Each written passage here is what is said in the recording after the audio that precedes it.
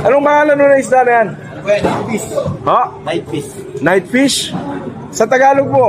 Arwana. Kinakain ba yung arwana?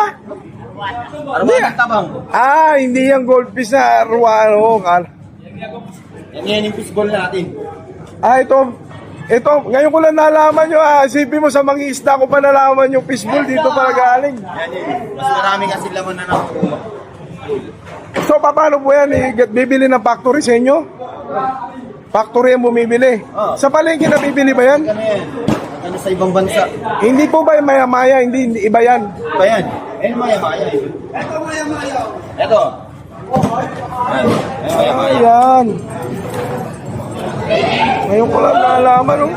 Night fish. Night fish ang pangalan na ginagawang fishbowl. Wala stick.